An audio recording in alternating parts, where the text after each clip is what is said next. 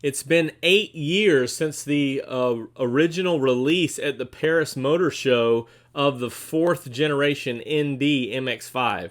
2016 was that first production model here in America, so we've had 7 years counting 2022, and know that 23s are around the corner. What will happen as Mazda continues to push towards their electrification? Will we see the discontinuation of the MX-5, or will it jump into electrification and say goodbye to the internal combustion engine? More car vids.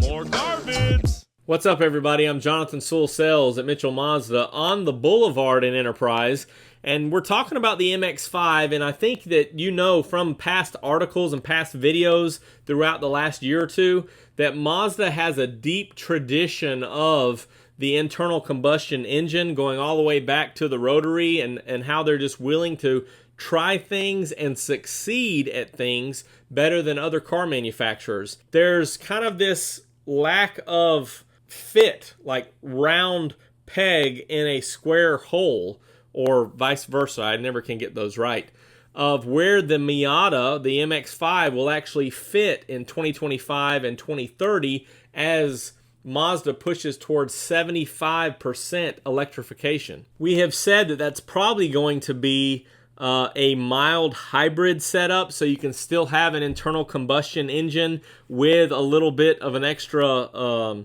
boost or fuel savings from that mild hybrid design, but still, it's anybody's guess, right? However, earlier this month, actually the article was released on the 12th of September, Car Scoops saw the newish MX-5 Miata mule, and so they figure that this is some new powertrain, new rear end, some type of drivetrain change in a current ND. This is actually in Germany, and so as you can see, the front here was a little bit camouflaged.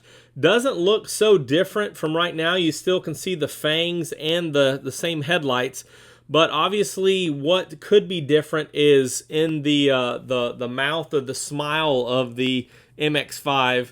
It could have something underneath there, which is hard to see, especially with the license plate over it. But the same wheels, the same 17-inch wheels.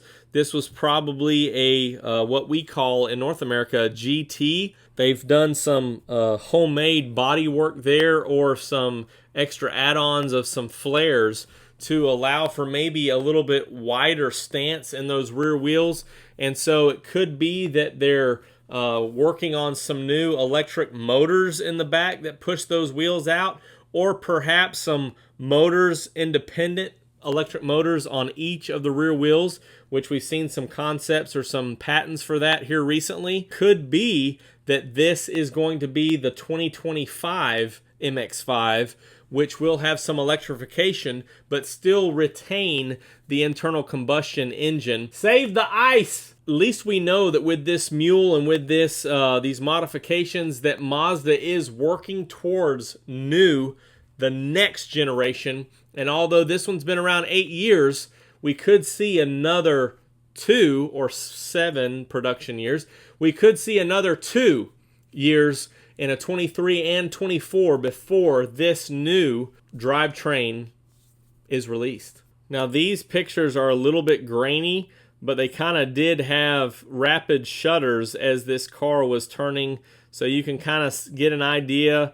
Again, we can't really tell much from the front, and just a little bit from the back. Maybe it's not that much wider, but maybe it just needed a little bit more room or flexibility, not sure.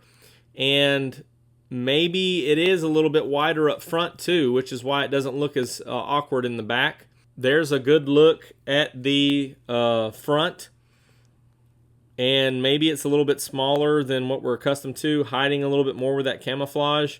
And here's the vehicle making the left turn here. That shows as they're going into a gated facility in Germany.